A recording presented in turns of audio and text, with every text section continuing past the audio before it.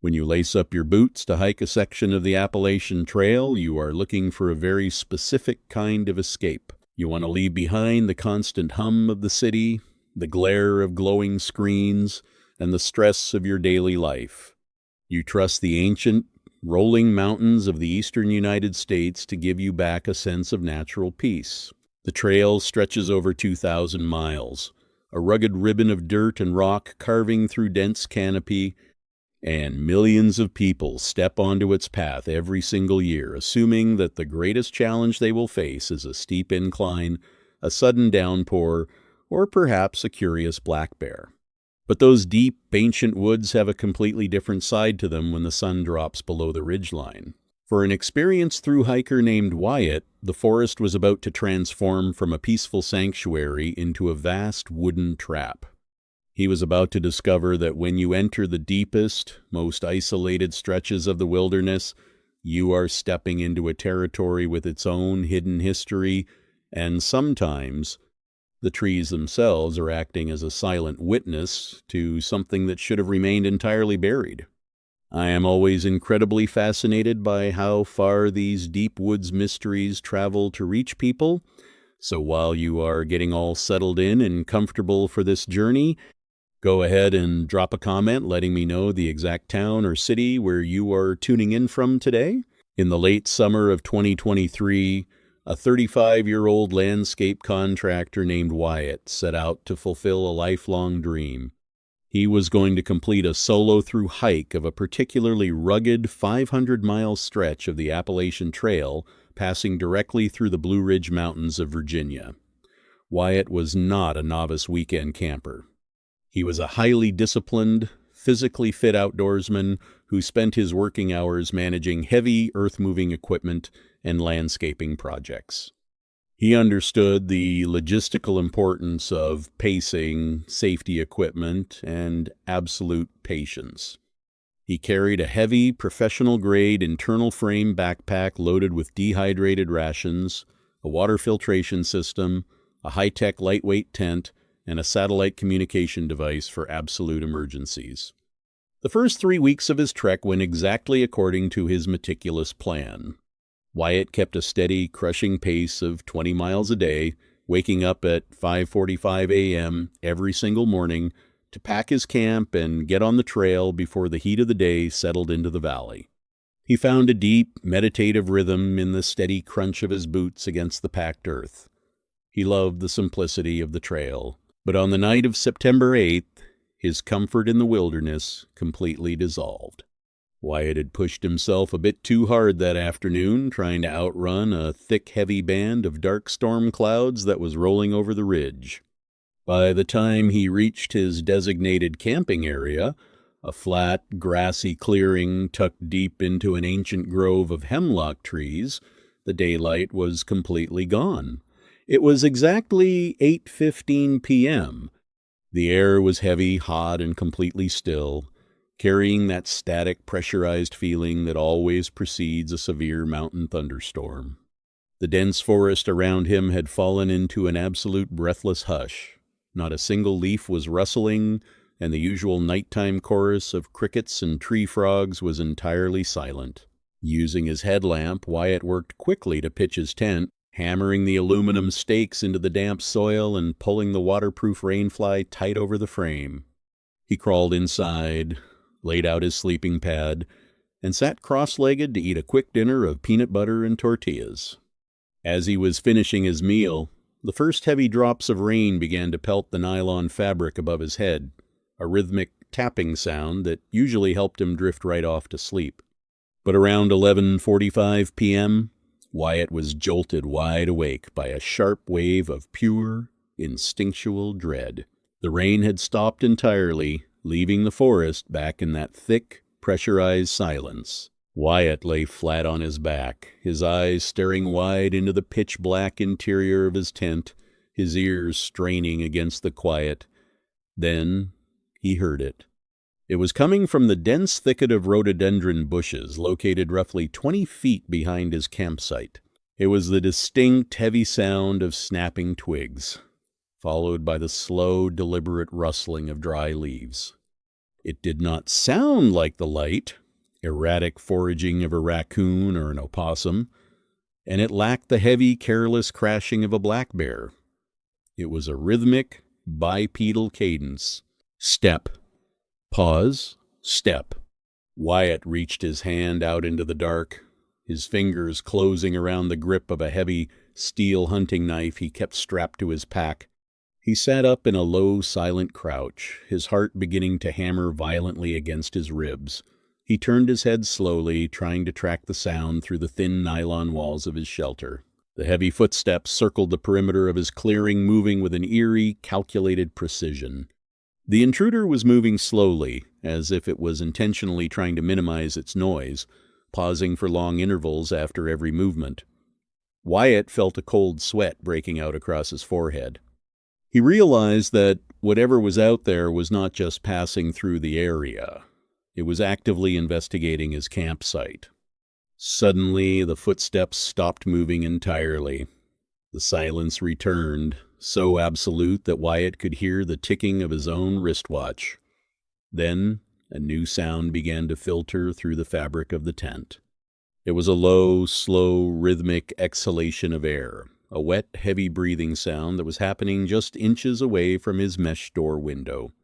Wyatt held his own breath, his body locking up as a profound chill settled into the small tent.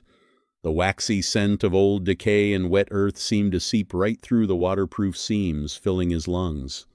He raised his hunting knife, preparing himself for the nylon to rip open, his mind spinning with a chaotic mix of panic and confusion. The waxy breathing continued for what felt like hours, a steady, hypnotic drone that seemed to vibrate the very ground beneath his sleeping pad. Wyatt stayed frozen in his defensive crouch, his knuckles white around the steel handle of his knife, his logical mind desperately trying to find a rational explanation for what kind of human being would be standing completely naked in a dark mountain forest at midnight, just breathing at a stranger's tent. Then, as the first faint gray light of dawn began to bleed through the canopy at 5:30 a.m., the breathing simply stopped.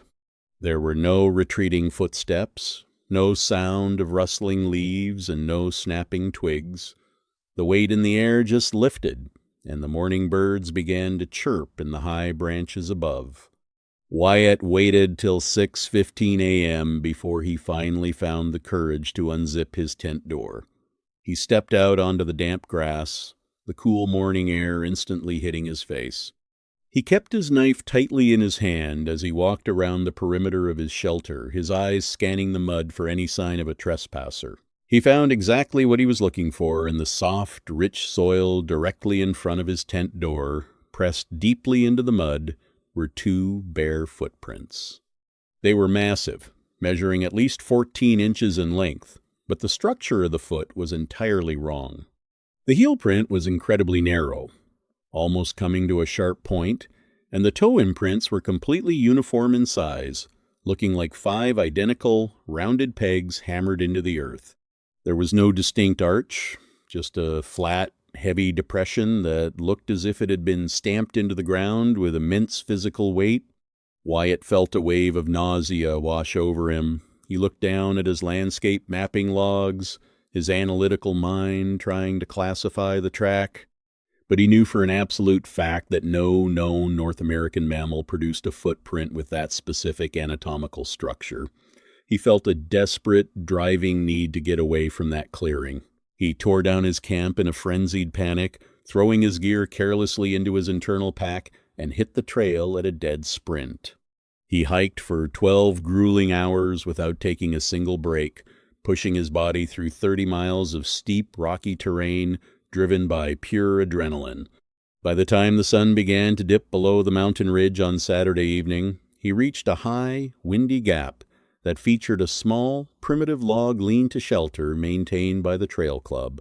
The structure was an open front 3-sided cabin built from heavy pine logs, designed to give hikers a rough place to sleep out of the elements. To Wyatt's immense relief, there was already someone staying at the shelter. Sitting on a wooden bench inside the log cabin was an elderly man dressed in a faded flannel shirt and worn canvas trousers. The old man was meticulously sharpening a small pocket knife against a whetstone, creating a rhythmic scraping sound that felt incredibly grounding to Wyatt's frayed nerves. Wyatt dropped his heavy pack onto the dirt floor, leaning against the log wall as he let out a long, shaky breath. He introduced himself, minimizing the interaction by narrating his exhaustion. The old man looked up, his face lined with deep, weathered wrinkles, his eyes incredibly clear and intelligent. He introduced himself as Silas, a retired forestry surveyor who had lived in the Blue Ridge Mountains for nearly 50 years. Silas noticed Wyatt's pale appearance and trembling hands, and without asking any direct questions, he poured a tin mug of hot pine needle tea from a small camp stove and handed it over. Wyatt drank the bitter liquid gratefully, the warmth finally stopping his shivering.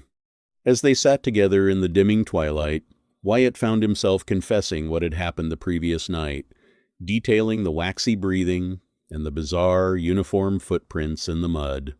Silas stopped scraping his knife against the whetstone. He laid the blade flat on his knee, his expression turning into a grim, unreadable mask. He stared out into the darkening forest for a long interval before he spoke.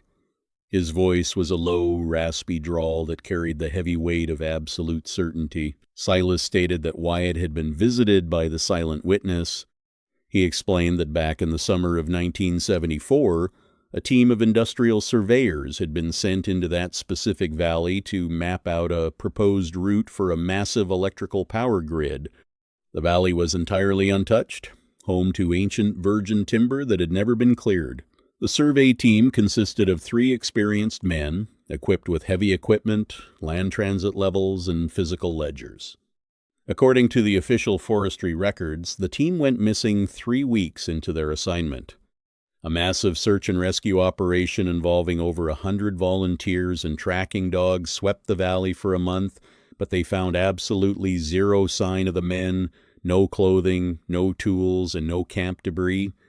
The case was eventually ruled an unexplained disappearance and archived. But Silas explained that he had been one of the junior rangers on that search team. He stated that on the final day of the operation, deep inside that ancient grove of hemlock trees, they found something the search coordinators kept out of the newspapers. They found the survey team's heavy brass transit level mounted on its wooden tripod, standing perfectly level in a small clearing. When Silas looked through the high magnification glass lens of the survey scope, he did not see the distant ridgeline. The lens had been locked into a permanent, down-angle focus on a single patch of solid granite rock. Carved deeply into the stone, as if burned into the mineral structure by immense heat, were dozens of those identical, peg-toed footprints, all circling the tripod in a tight, overlapping ring. Silas slowly turned his head to look directly at Wyatt, his clear eyes reflecting the faint yellow glow of the camp stove. He stated that the silent witness is not an animal, and it is not a man. It is a residual pocket of the ancient wilderness itself, a physical consequence of human intrusion that refuses to be forgotten. He said that when humans push too far into the unmapped corners of the earth, using heavy machinery and ink to claim ownership over territory that has remained undisturbed for thousands of years, the forest creates a baseline response to observe the trespasser. Silas said that the breathing Wyatt heard was the forest processing his presence, cataloging his identity into its own living memory. He warned Wyatt that once the silent witness completes its record, it does not stop observing. It follows the target, checking the parameters of their footprint until the logic of the intruder matches the logic of the wood. The old man stood up, packed his sharpening stone into his canvas trousers, and stretched his back. He told Wyatt that he was going to sleep in his own bivy sack behind the cabin, leaving the main log shelter to Wyatt for the night. He advised Wyatt to keep his boots clean and his eyes on the trail ahead, reminding him that patience and humility are the only tools that carry any weight in the deep mountains. Wyatt sat alone in the log shelter, the darkness completely enveloping the gap. The old man's story felt wild and impossible, a classic piece of trail mythology designed to scare vulnerable through hikers. But as Wyatt looked down at his own mud-stained boots, he felt that familiar prickly sensation building on the skin of his neck. He crawled into his sleeping bag, keeping his flashlight inside his pocket and his hand wrapped around his steel knife. The wind through the gap was loud, whistling through the logs of the cabin like a low, mournful flute. Wyatt forced his eyes shut, trying to concentrate on the comforting, industrial memory of his work back home, trying to convince himself that everything had a rational, physical explanation. At exactly 3:33 a.m., the wind through the gap died out instantly, leaving the mountain in that same suffocating, breathless hush. Wyatt's eyes snapped open. The open front of the log shelter looked out into a small, rocky clearing surrounded by tall pine trees. The moon was high and bright, casting long geometric shadows of the tree trunks across the dirt floor of the cabin. Standing right at the edge of the clearing, just 10 feet from the open front of his shelter, was a figure. It was a towering, skeletal silhouette, standing at least 8 feet tall. The limbs were far too long for the torso, the arms extending down past the knees, ending in long, pale hands that were completely devoid of fingers, looking instead like smooth, waxy paddles. The figure had no head in the traditional sense. Its neck simply tapered into a smooth, featureless dome of pale gray skin that reflected the moonlight like polished bone. Wyatt felt a soul-crushing terror seize his chest, a fear so intense his voice died in his throat. He could not move, his muscles entirely locked as he watched the entity through the open air. The creature slowly leaned forward, its rigid, elongated torso tilting at a perfect 45-degree angle, its waxy paddle hands resting flat against the dirt floor of the cabin. It did not crawl or walk. It slid across the ground like a shadow moving across a wall, its motion perfectly silent. As it reached the foot of Wyatt's sleeping bag, the temperature inside the cabin plummeted so sharply that the moisture on Wyatt's eyelashes instantly froze into tiny crystals of ice. The cloying, pungent scent of wet earth and old decay filled the small space, choking his throat. The smooth, featureless dome of the creature's head slowly descended, hovering just 3 inches above Wyatt's face. Wyatt could see the texture of its skin under the pale moonlight.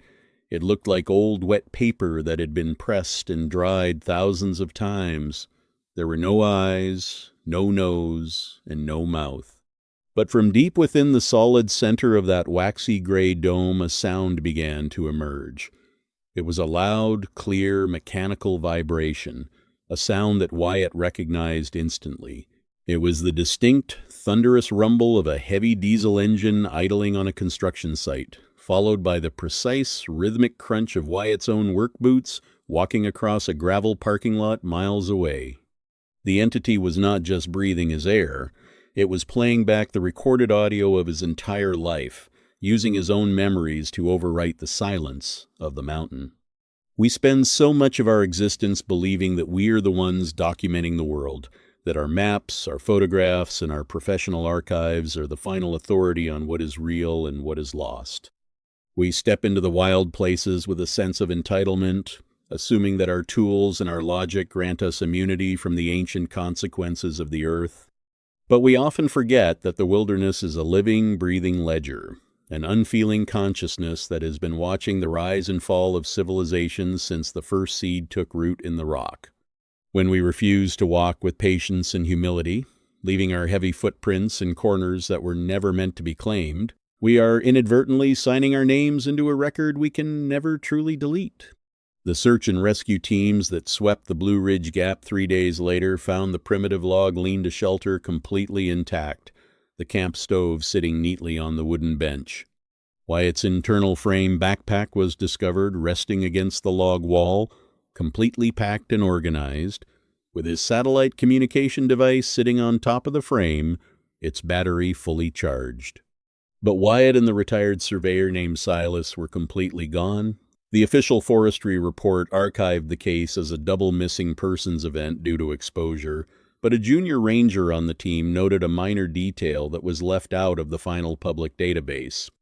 pressed deeply into the hard, rocky soil of the cabin floor, circling the exact spot where Wyatt's sleeping bag had been laid out, was a perfect, overlapping ring of massive peg-toed footprints, all burned into the dirt, as if by a sudden flash of immense, invisible heat. The local mapping project for that specific ridgeline has been delayed indefinitely due to an unexpected series of technical errors in the field equipment. I think I am going to stick to the paved coastal highways for my next trip before we start digging into our next location. There is a very specific, undeniable dread that comes with staying in an old hotel. When you walk down a long, dimly lit hallway lined with identical wooden doors, you are walking through a gallery of hidden histories.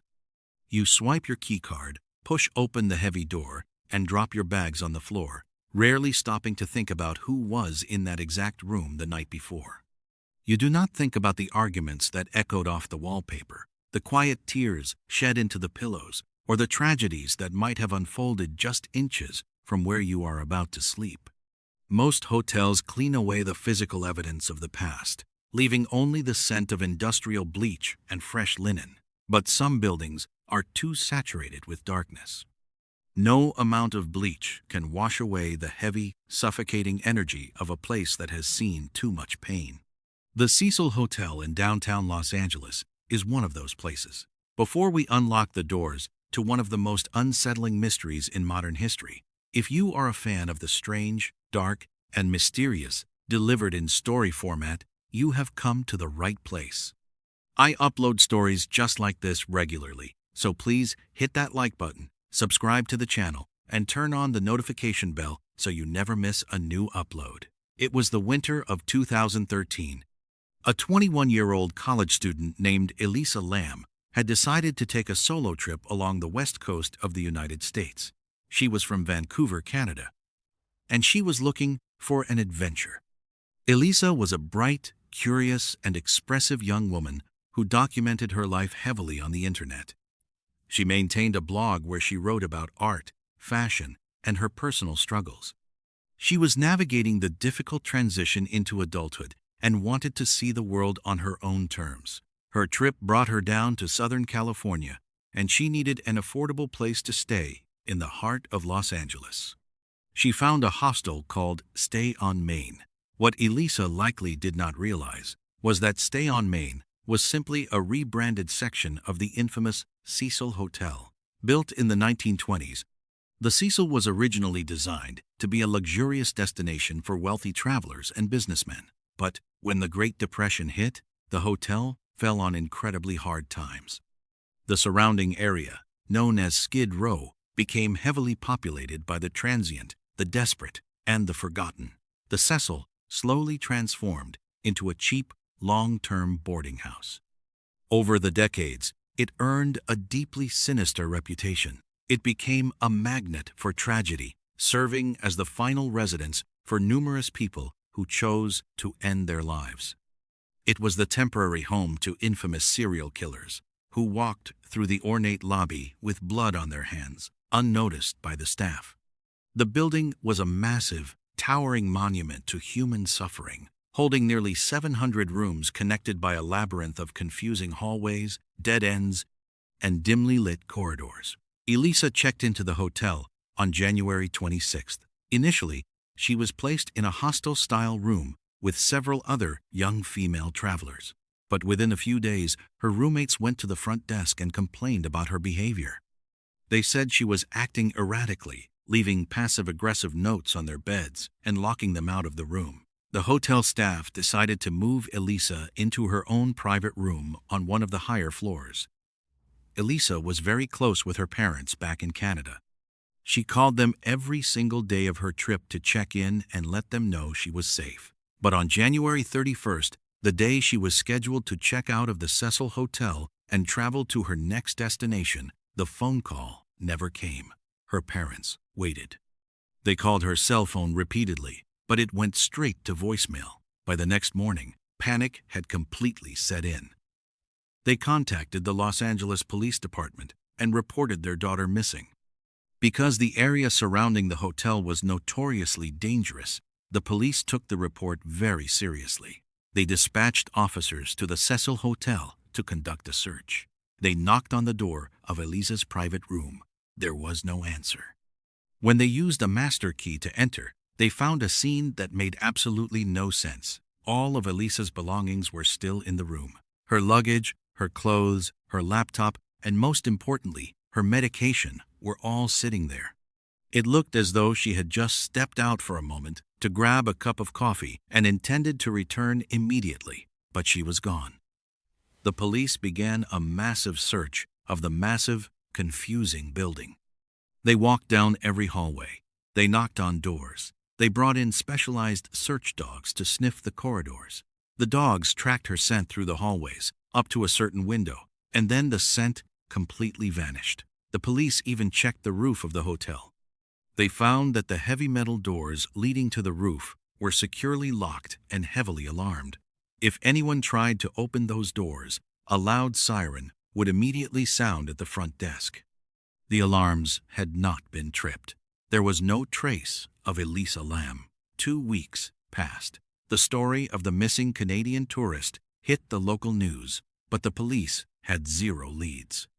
It was as if the sprawling, dark hotel had simply opened its jaws and swallowed her whole. Then, in a desperate attempt to gather information from the public, the police released a piece of security camera footage captured inside one of the hotel elevators. They hoped someone might recognize her or notice a clue they had missed. Instead, the video became a viral sensation of pure, unadulterated terror. The footage is deeply unsettling to watch. It is silent, grainy, and stamped with the date February 1st. It shows Elisa walking into the elevator. She is wearing a red zippered hoodie, a casual shirt, and dark shorts. She steps inside, casually leans forward, and presses a column of buttons. She does not press just one button. She presses a series of them, right down the middle row. She steps back and waits for the heavy metal doors to close. But the doors do not move. They stay completely open. Elisa steps forward and looks out into the hallway. Her movements are sharp, jerky, and deeply strange. She peers out to the left, then to the right, moving her head with a bird-like paranoia.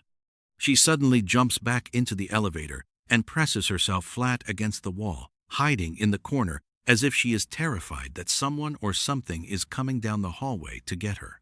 A few moments pass. The doors still refuse to close. She steps out into the hallway again. This time, she does a strange, square dance-like step. She steps out, steps back in, steps out again.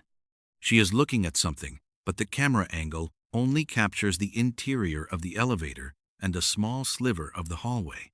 Whatever she is looking at is just out of frame.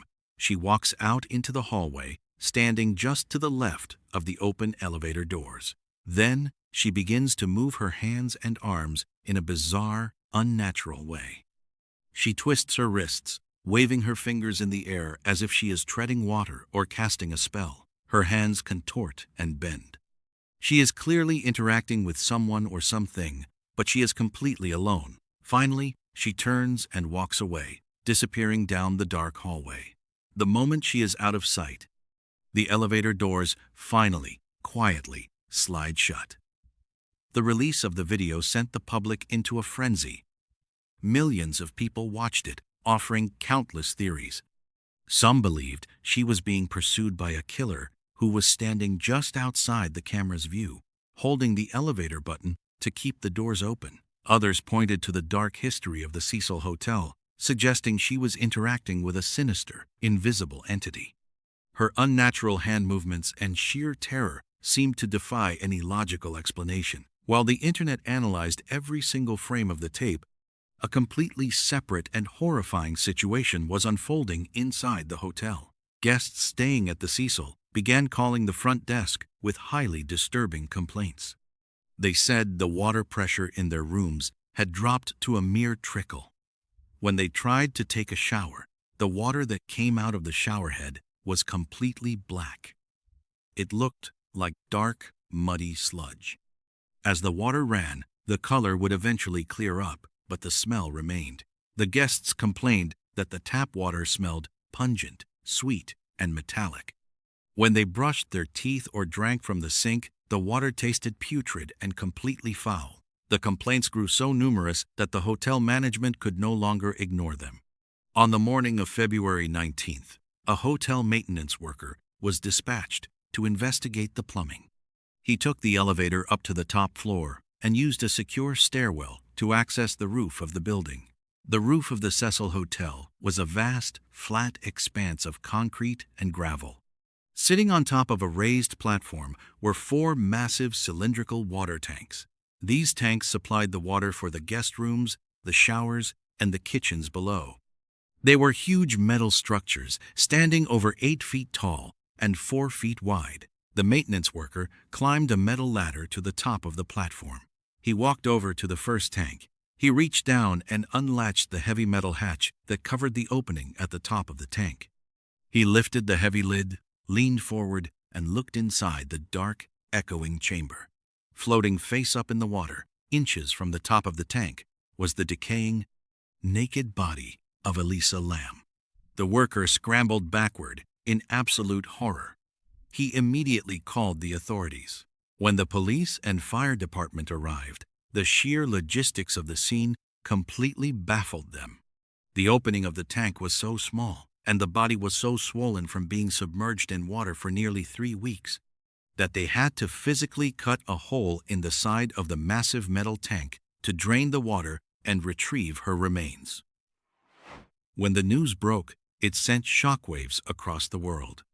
The guests inside the hotel realized with absolute terror that for the past 19 days they had been bathing in, brushing their teeth with, and drinking the water that contained a decomposing human body. But the horror of the discovery was quickly overshadowed by the impossible mystery of how she got there. The police had checked the roof during their initial search, and the doors were locked and alarmed. To get to the roof without triggering the siren, someone would have had to navigate a complex labyrinth of fire escapes on the exterior of the building, climbing up several stories in the pitch-black night. Furthermore, the water tanks were towering structures. There was no fixed ladder leading from the concrete roof to the top of the specific tank where she was found. To look inside, you had to climb onto a platform, then haul yourself up the slippery, curved metal side of the tank. Once at the top, you had to lift a heavy metal hatch. Inside the tank, police found the red hoodie, the shirt, and the shorts Elisa had been wearing in the elevator video. They were floating in the water alongside her. The public immediately suspected murder. It seemed physically impossible for a petite young woman to navigate the fire escapes, scale an 8-foot water tank, open a heavy metal lid, strip off her clothes, jump into the water, and somehow close the heavy lid behind her. It seemed obvious that someone had chased her down the hallway, murdered her, carried her to the roof, and dumped her body into the tank to hide the evidence. The medical examiner took weeks to conduct a thorough autopsy and toxicology report. When the results were finally released, they provided an explanation that was far more tragic and realistically terrifying than any ghost story or murder plot. The autopsy revealed 0 evidence of physical trauma. There were no bruises, no broken bones, no signs of a struggle, and no defensive wounds. Furthermore, the toxicology report came back completely clean. There were no illegal drugs or alcohol in her system. However, the toxicology report did reveal something incredibly important. The levels of her prescribed medication in her bloodstream were extremely low. Elisa Lamb suffered from severe bipolar disorder. Her condition required strict, daily medication to keep her brain chemistry balanced. When she traveled to Los Angeles, the change in routine, the stress of traveling alone, or perhaps a personal decision, led her to stop taking her medication as prescribed. When a person with severe bipolar disorder stops taking their medication, they can fall into a deep, psychotic, manic episode. During these episodes, the brain begins to misfire. The person can experience vivid hallucinations, extreme paranoia, and a complete break from reality. They might believe they are being hunted. They might believe they have to hide. The haunting elevator video was not a recording of a woman interacting with a ghost or a killer. It was a tragic recording of a young woman trapped inside a terrifying hallucination created by her own mind. The reason the elevator doors did not close was not due to an invisible presence. In her frantic button pressing, she had hit the door hold button, which forces the elevator to stay open for 2 minutes. She was waving her hands and talking to a threat that felt entirely real to her, but existed only in her fractured consciousness. In a state of pure, adrenaline-fueled terror, she fled the elevator. She navigated the confusing hallways of the Cecil Hotel. She found an open window or a fire escape door that bypassed the roof alarms. Driven by the intense delusion that she needed to hide from her unseen pursuers, she climbed the exterior of the building. She scaled the water tank. She opened the heavy lid and climbed into the water, seeking the ultimate hiding spot. Once she was inside the tank, the water was freezing cold. Hypothermia sets in very quickly in dark, cold water. As the body core temperature drops dangerously low, people often experience a phenomenon known as paradoxical undressing. The brain becomes so confused by the cold that it suddenly registers extreme burning heat, causing the victim to frantically strip off their clothes in a desperate attempt to cool down. She removed her clothes. But the most terrifying realization of all was the water level. When she entered the tank, it was likely over half full. But the tank was essentially a giant metal barrel with smooth, slippery walls. There was no ladder on the inside. As the morning approached and the hotel guests woke up, they began to turn on their sinks and take their showers. As they used the water level inside the tank slowly began to drop. Elisa would have been treading water in the pitch-black darkness, shivering uncontrollably.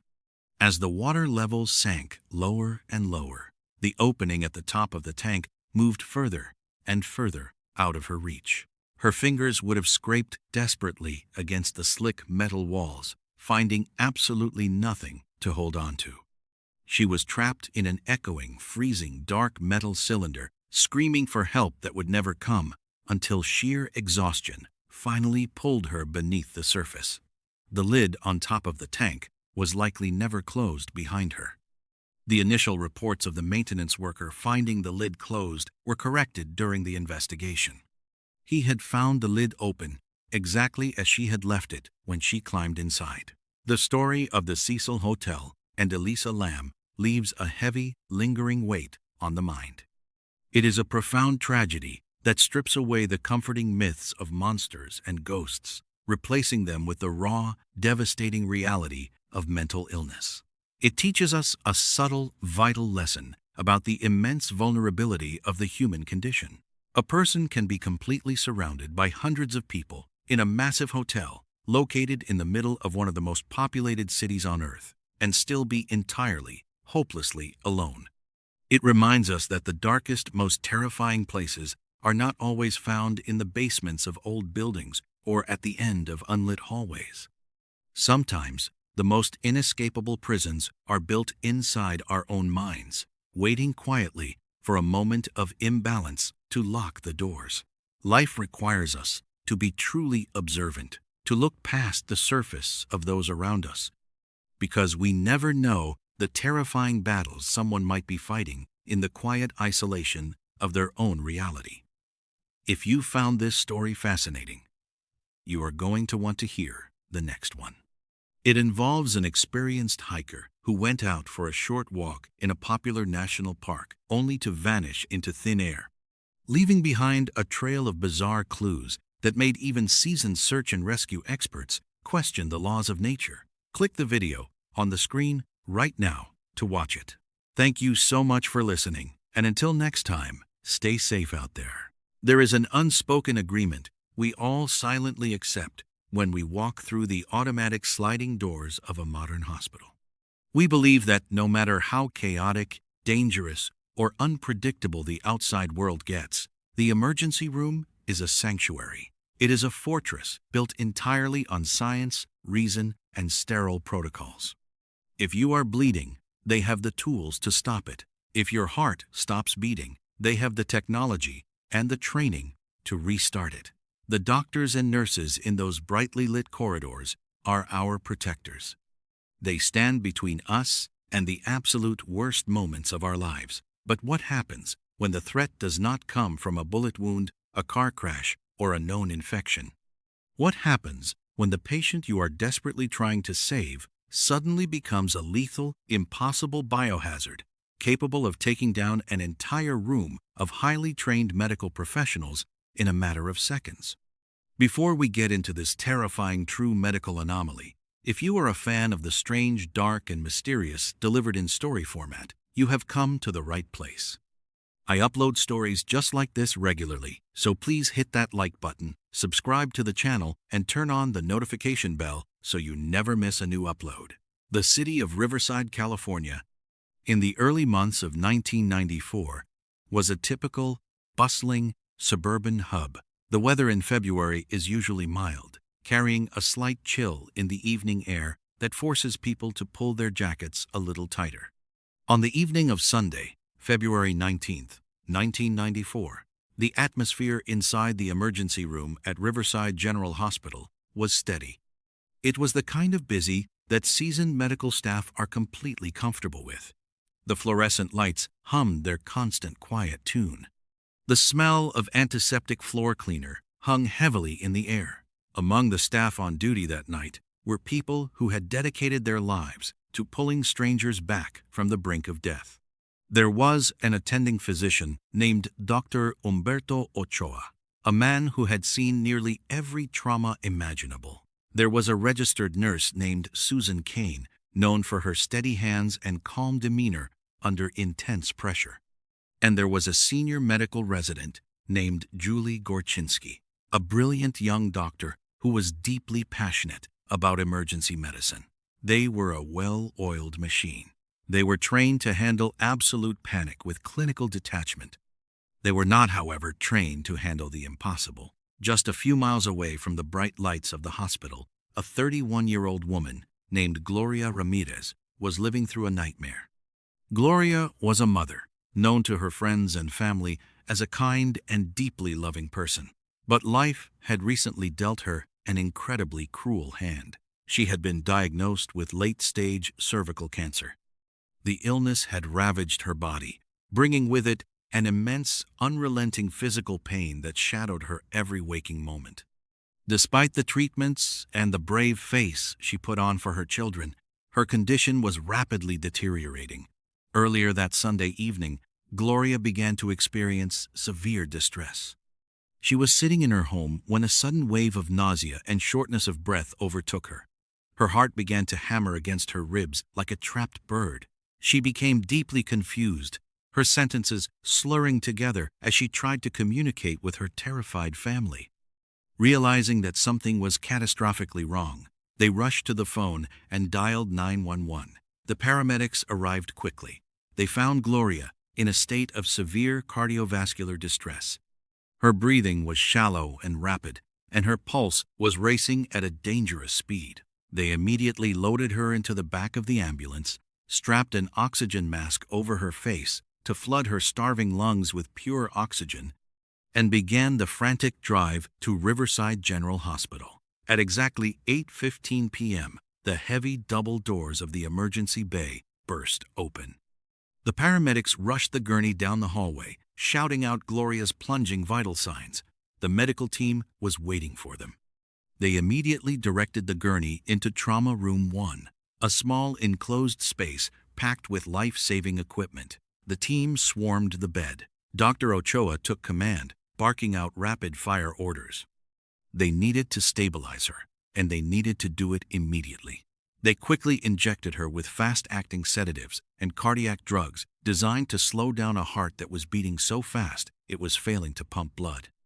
They pushed Valium and Ativan into her veins. Nothing worked. Her heart rate continued to climb, vibrating in her chest rather than beating. Her lungs were failing. Realizing that she was on the absolute edge of a total collapse, Dr. Ochoa ordered the team to prepare the defibrillator.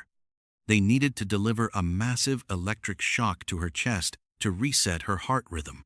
As the nurses moved in to remove Gloria's shirt and place the adhesive defibrillator pads on her chest, a strange, collective pause settled over Trauma Room 1. The medical staff noticed something bizarre. Gloria's skin was covered in an unusual, thick, oily sheen. It did not look like the cold sweat of a dying patient. It looked like a thin layer of grease shining under the harsh overhead lights. At the exact same moment, an incredibly potent and bizarre odor began to fill the small room. It was a sharp, pungent, deeply chemical smell. Some of the nurses later described it as smelling like heavy garlic. Others said it smelled like a mix of ammonia and rotting fruit. It was a smell that made the back of the throat burn. It was a smell that simply did not belong in a sterile, carefully controlled hospital environment. But a patient was slipping away on the table. They could not stop to investigate a strange odor. They had to keep moving. Dr. Ochoa gave the order to draw blood. They needed immediate lab results to figure out what was destroying her organs. Nurse Susan Kane grabbed a fresh syringe, expertly found a vein in Gloria's arm, inserted the needle, and slowly pulled back the plunger. She watched as the dark red blood filled the plastic tube. Susan pulled the vial away, intending to hand it off to a technician. But as she looked at the tube, she froze. She held the vial up to the bright fluorescent lights. Floating inside the dark red liquid were tiny, solid, manila-colored particles. They looked like little crystals. Susan stared at it in complete disbelief. Blood does not crystallize inside the veins of a living human being. It was medically impossible. She leaned in slightly, bringing the vial closer to her face to inspect the bizarre phenomenon. As she did, she caught a direct whiff of the air escaping from the tiny hole at the top of the syringe. Instantly, Susan's face lost all its color. She stumbled backward, bumping hard into a stainless steel medical cart. She gasped, telling her colleagues that her face was burning and that the room was violently spinning. Before anyone could reach out to catch her, Susan's eyes rolled back, and she collapsed heavily onto the linoleum floor, completely unconscious. The room erupted. One of the other nurses quickly grabbed Susan by the shoulders and dragged her out of Trauma Room 1, shouting for help. In the chaos, the vial of crystallized blood was handed to the senior resident, Julie Gorkinski. Julie took the warm plastic tube. She looked at the impossible manila crystals floating inside. She too leaned her head down to smell the syringe, trying to identify the chemical odor that was now suffocating the room. A wave of intense, crushing nausea hit Julie like a physical blow. She felt a massive weight pressed down on her chest. The bright lights of the trauma room smeared into blinding streaks. She knew she was about to pass out. She managed to hand the vial to another staff member and staggered out of the room, heading frantically toward the main nurse's station to sit down. She grabbed onto a wooden desk for support, but her legs completely gave out beneath her. Julie collapsed. When her colleagues rushed to her side, they were horrified to see that she was not just unconscious. She was actively seizing. Her body convulsed violently on the hospital floor. Her breathing was shallow, and her eyes were fixed. Back inside Trauma Room 1, the nightmare was compounding. A respiratory therapist named Maureen Welch was standing at the head of the bed, manually pumping a bag valve mask to force air into Gloria's failing lungs. Maureen felt a sudden, terrifying wave of dizziness wash over her entire body. Her arms grew heavy. The beeping monitors faded into a distant echo. She let go of the mask, took 2 unsteady steps away from the bed, and collapsed face first onto the floor. Within a span of just a few minutes, 3 highly trained medical professionals had dropped to the ground, completely incapacitated by an invisible force radiating from the dying woman on the table. The emergency room descended into pure, unadulterated terror. The staff realized that whatever was killing Gloria Ramirez was now airborne, and it was taking them down one by one. The hospital administration was immediately notified. A code was called over the loudspeakers. The order was given to evacuate the entire emergency department. It was a scene of absolute pandemonium. Dozens of patients, some sitting in wheelchairs with broken bones, some bleeding from lacerations, were rushed out of their rooms and wheeled outside into the cold night air of the hospital parking lot. The nurses and doctors set up a makeshift triage center under the dim orange glow of the streetlights. They worked frantically to keep their existing patients alive while simultaneously fleeing the invisible poison that had taken over their building. But inside Trauma Room 1, a small skeleton crew made the ultimate, terrifying sacrifice. Dr. Ochoa and a few brave nurses refused to abandon Gloria. They stayed inside the contaminated zone. They fought a losing battle against her failing heart. They charged the defibrillator and shocked her again and again. They pumped every resuscitation drug they had in the crash cart into her system. They worked in a room that felt like it was actively trying to kill them, taking shallow breaths, fighting through their own dizziness, burning eyes, and overwhelming nausea. Despite their heroic and terrifying efforts, the damage to Gloria's body was too severe. At 8:50 p.m., Dr. Ochoa stepped back from the bed, looked at the flat line on the monitor, and pronounced, "Gloria Ramirez, dead." The medical staff stepped away from her body, exhausted, traumatized, and terrified for their own lives. They carefully stripped off their scrubs, sealed them in hazardous waste bags, and thoroughly scrubbed themselves down in the emergency decontamination showers. The entire emergency room was sealed off behind thick plastic sheeting. The local police arrived, followed quickly by the fire department, and eventually, a specialized hazardous materials team, dressed from head to toe in full containment suits. The hazmat team slowly entered the empty, silent hospital wing. They carried highly sensitive equipment designed to detect radiation, poisonous gas leaks, and chemical weapons. They slowly swept the hallways. They tested the air in Trauma Room 1. They tested the surfaces, the medical equipment, and the ventilation system. They found absolutely nothing. There were no toxic chemicals detected. The hospital was completely baffled.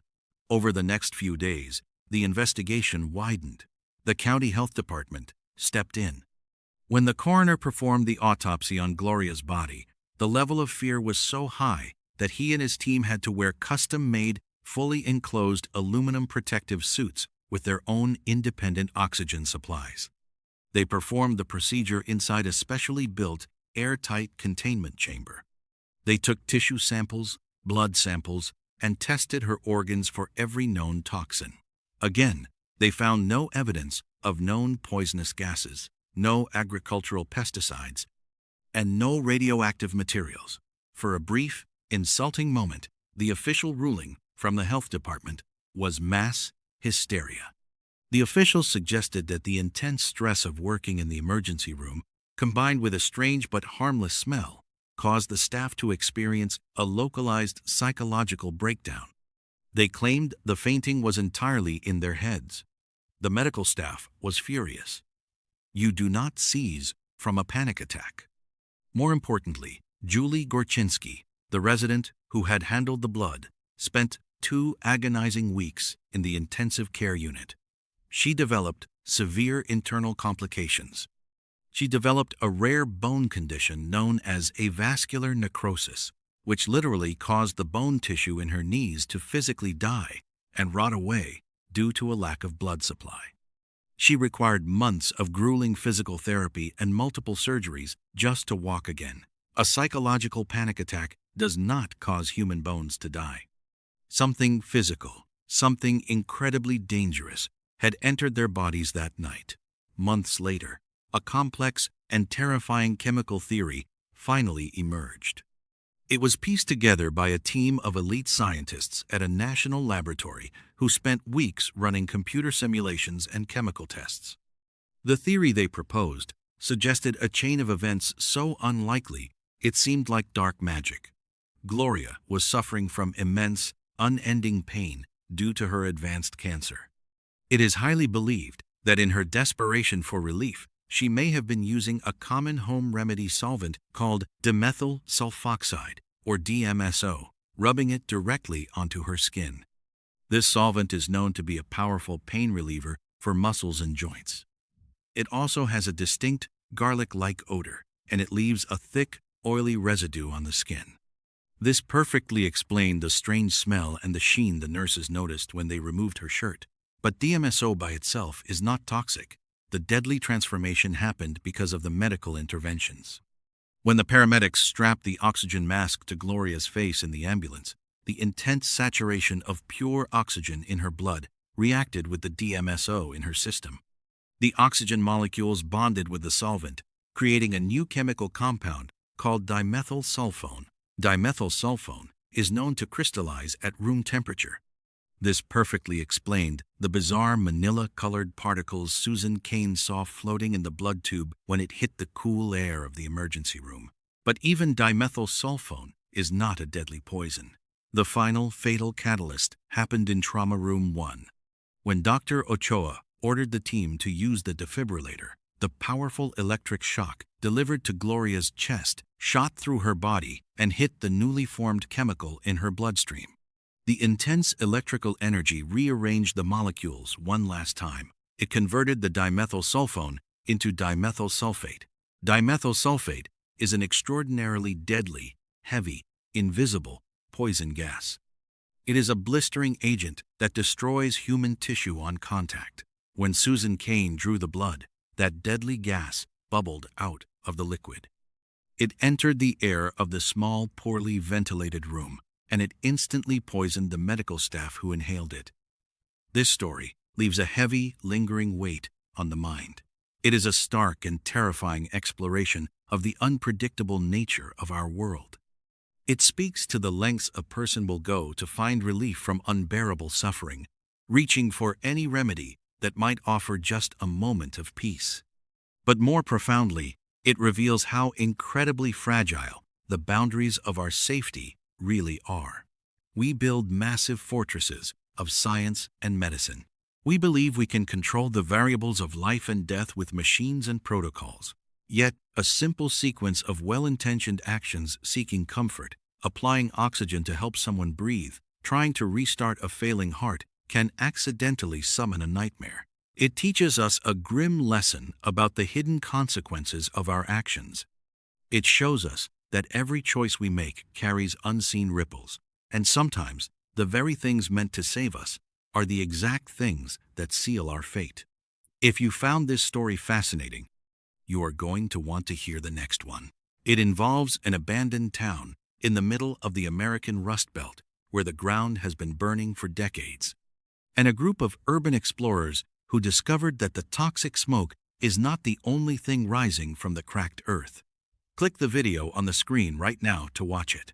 Thank you so much for listening, and until next time, stay safe out there. If you are a fan of the strange, dark, and mysterious, delivered in story format, then you have come to the right place. We post new stories as often as possible, so if that is something you are into, please go ahead and tell the like button that you have a rare, exotic flower to show them in your backyard. But then lead them into a shed and lock the door from the outside. For most people, the suburbs are a place of predictable safety. You have your manicured lawns, your white picket fences, and neighbors who wave to you while they retrieve their morning mail. But for a man named David Miller, the suburbs were about to become the setting of his worst nightmare. Before we dive into the details of this case, I am curious where everyone is tuned in from today. Drop your location in the comments, whether you are at home or somewhere you probably should not be. David Miller was a 34-year-old actuary who moved into a quiet cul-de-sac in Connecticut in the fall of 2025. David was a man defined by habit and observation. His job required him to look at patterns, to calculate risks, and to notice the smallest deviations in data.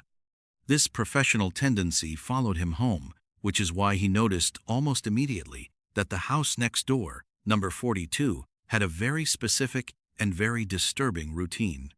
The neighbor at number 42 was a man in his late 70s named Mr. Henderson. To anyone else on the street, he was just a quiet, unassuming man who kept to himself during the day. He was the kind of neighbor you might forget lived there at all, if it were not for the sight of him occasionally pulling a stray weed near his porch. But every single night, without fail, at exactly 12:15 a.m., David would hear the sound of a screen door creaking open. It was a high-pitched, metal-on-metal screech that cut through the silence of the suburban night. From his second-floor bedroom window, David would watch as Mr. Henderson emerged into his backyard. What made this truly strange was that the old man did not carry a flashlight to guide his way through the darkness. Instead, he carried a heavy, rusted spade and a large burlap sack that seemed to move on its own, as if something inside was shifting and seeking an exit. David watched Mr. Henderson for 2 weeks straight.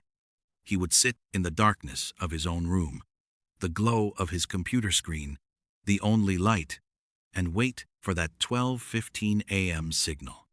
The old man would spend hours on his knees in the dirt, digging deep, narrow holes in a garden that was unlike anything David had ever seen. Most people in this neighborhood spent thousands of dollars on professional landscaping, aiming for vibrant hydrangeas or perfectly green hedges. Mr. Henderson's garden grew nothing but strange, pale white vines. There were no flowers and no vegetables. There were just these thick, translucent stalks that looked like veins crawling across the earth, pulsing slightly in the moonlight. As David watched from above, he saw Mr. Henderson reach into the moving burlap sack, pull something out, and bury it deep within the soil. On the night of October 12th, at 2:45 a.m., David's curiosity finally reached a breaking point. He had been struggling with a heavy sense of stagnation in his own life. He felt like he was just going through the motions, working a job that did not matter and living a life without any real growth. He thought that perhaps if he solved the mystery of his neighbor, it would give him the spark he needed to feel alive again. He put on his dark hoodie and sneakers, crept out his back door, and moved toward the fence. He pressed his face against the wooden slats, separating their properties, holding his breath to remain silent. The smell hit him first. It was not the familiar, earthy scent of fresh mulch or damp grass. It was the heavy, metallic scent of iron mixed with something sickeningly sweet, like the smell of rotting peaches left in the sun for too long. David peered through a narrow gap in the wood and saw Mr. Henderson standing over a fresh hole. The old man was whispering. It was not a prayer or a rhythmic chant, but a quiet, intimate conversation. He was talking to the ground as if it were a living, breathing person. Mr. Henderson reached into the sack and pulled out a small, leather-bound shoe. It was a child's shoe, worn at the heel and covered in dust. He placed it gently into the hole, his movements almost tender, and began to cover it with dirt. As he worked, the old man began to sob, a low and guttural sound that made the hair on David's neck stand up. David felt a cold shiver run down his spine. He pulled out his phone, his thumb hovering over the buttons to dial 911, but he hesitated. He needed to be sure of what he was seeing. He needed to know if this was a horrific crime being covered up in installments, or just the harmless madness of a grieving man. The next day, David did some digging of his own, but he did it from the safety of the internet. He looked up the history of the property at number 42 and discovered a story that had been buried by time. In 1984, Mr. Henderson's young daughter had vanished from that very backyard. The case had never been solved, and for 42 years, the man had lived alone in that house, a prisoner of his own loss. David should have stopped there. He should have realized that grief can make a person do strange things to keep a memory alive. But David was obsessed with the idea of consequences. He believed that everything in life had a root, and he wanted to see what was truly at the bottom of Mr. Henderson's garden. On October 15th, at 1:20 a.m., David waited until the lights in number 42 went dark. He climbed over the fence, his heart thumping in his ears like a drum. He walked toward the center of the white vines, and as he stepped onto the garden bed, he realized the ground felt wrong. It was soft and spongy, yielding under his weight like a mattress rather than solid earth. He chose a spot where the dirt looked freshest and began to dig with his bare hands, ignoring the slick feeling of the white vines against his skin. He dug past the topsoil, past the thick roots, until his fingers hit something hard and cold. He pulled it from the earth, expecting another shoe or perhaps a toy.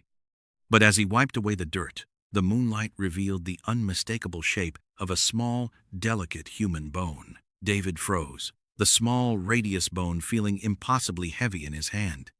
The air seemed to grow thick around him, and the sweet, rot-like scent of the garden intensified until it felt like a physical weight in his lungs. In that moment, the logical, actuarial part of his brain tried to find a rational explanation, but the reality was staring back at him in the pale moonlight. Mr. Henderson was not just burying memories of his missing daughter. He was trying to grow them back. The white vines that David had thought were some strange species of ivy were not plants at all. As he looked closer, he saw that they were pulsing with a faint, rhythmic internal light, like blood moving through a translucent vein. They were a biological anomaly, a predatory fungus that had been fed for over 4 decades on the remains of something that should have been left to rest. The entire backyard was not a garden, but a massive living organism that had turned the soil into a digestive tract, breaking down the items Mr. Henderson provided to fuel its unnatural growth. A sudden, sharp movement to his left made David jump. One of the white stalks near his foot twitched, then began to slowly coil around the toe of his sneaker. He kicked his foot back, but the ground beneath him felt more like flesh than dirt, sagging and shifting as he moved. He realized then that the burlap sack Mr. Henderson carried every night did not just contain old shoes or toys. The way it moved on its own suggested something far more sinister. The old man was scavenging, perhaps even hunting, to provide the organic matter the garden demanded to keep the ghost of his daughter alive. Suddenly, a hand gripped David's shoulder. It was not a violent grab, but the grip was cold and skeletal, the fingers feeling like dry sticks pressing into his skin. David spun around, his heart nearly stopping, and found himself face to face with Mr. Henderson. The old man did not look like a murderer or a monster. He looked exhausted, his skin hanging loose on his frame, and his eyes sunken deep into his skull. In the silence of the night, the only sound was the wet, rhythmic pulsing of the vines beneath their feet. Mr. Henderson did not speak at first. He reached into the pocket of his tattered cardigan and pulled out a small, circular hand mirror. With a slow, deliberate motion, he held the mirror up to David's face. In the dim, silver glow of the moon, David did not recognize the man looking back at him. His skin had taken on a sickly grayish hue, but it was his eyes that made him want to scream. His pupils were fading, and his irises were beginning to turn the same translucent, milky white as the vines in the garden. The old man stepped closer, his breath smelling of that same iron and rotting fruit. He whispered that the garden requires more than just bones and old leather. It is a hungry, sentient thing that feeds on more than just the physical. It requires a witness.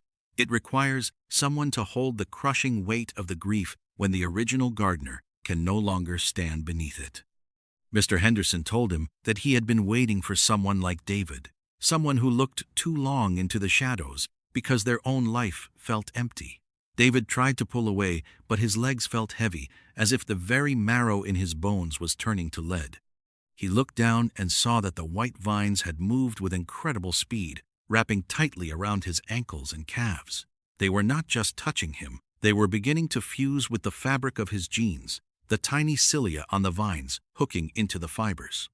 He realized, with a jolt of pure terror, that his own dissatisfaction with his life, his search for meaning in the dark corners of his neighbor's yard, had made him the perfect soil for this darkness to take root.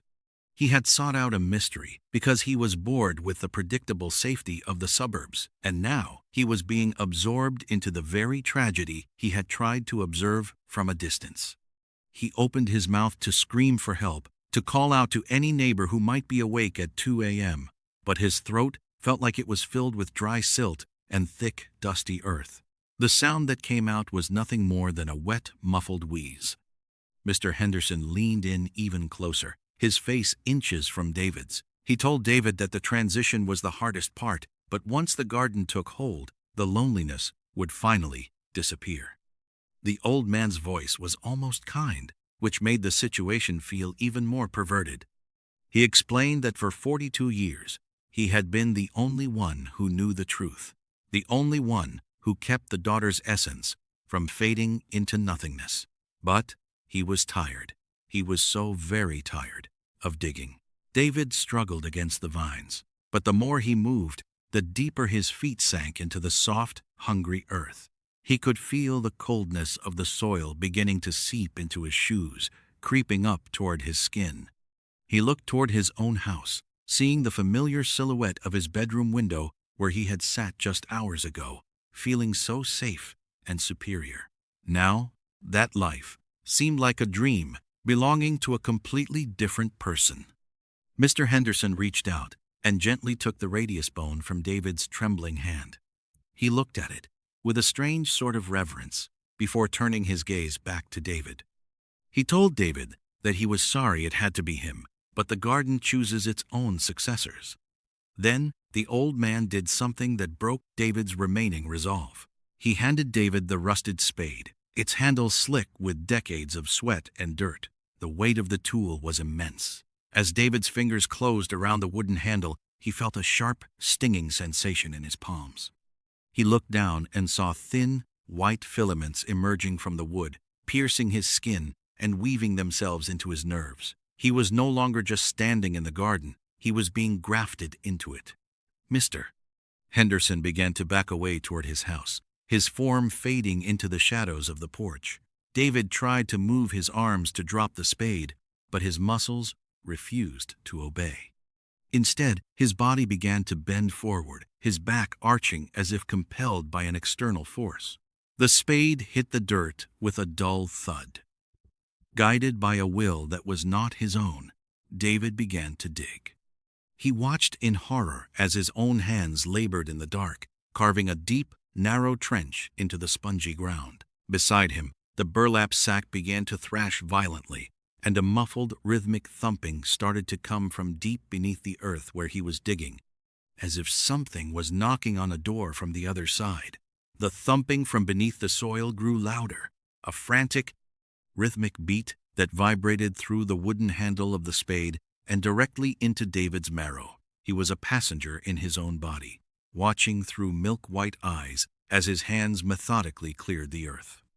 Every scoop of the spongy gray soil felt like he was tearing away a piece of his own soul. He realized that the consequence of his curiosity was not just a secret shared, but a life surrendered. He thought about the letters he had never written to his mother, and the apologies he had never offered to those he had hurt. He realized too late that sincerity in life is about tending to the people who are still here, not digging up the ghosts of the past. As the hole deepened, the white vines began to pulse with a feverish intensity, their translucent skins stretching and thinning until they were almost invisible. David could see the dark fluid moving within them, a cocktail of grief and ancient biology that was now flowing into his own veins through the filaments in his hands. He looked up and saw Mr. Henderson standing on the back porch of number 42, the old man's silhouette finally straightening as if a massive weight had been lifted from his shoulders. Henderson did not look back.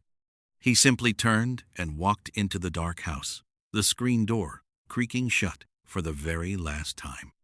David's hands stopped digging when the hole reached a depth of exactly 4 feet. The thumping from below stopped abruptly, replaced by a sound like a long, rattling breath being drawn from the bottom of a well. The large burlap sack that had been thrashing beside him suddenly went limp. The white vines began to wrap around David's ankles with a crushing force, pulling him toward the edge of the trench he had just created. He tried to scream, but his throat felt like it was filled with dry silt, and the only sound that escaped was the whistle of wind through a hollow reed. He fell forward, his face hitting the soft, cold earth. The vines swarmed over him, weaving a thick, pale cocoon that anchored him to the floor of the garden. As the dirt began to slide back into the hole, seemingly of its own accord, David felt a strange, terrifying peace. He was becoming the witness the garden required.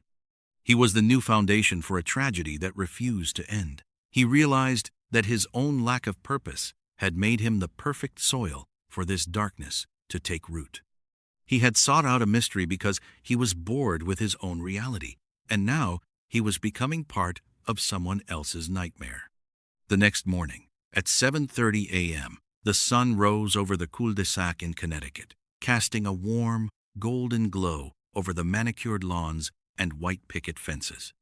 A delivery driver stopped at number 42 to drop off a package, but the house was silent and the windows were dark.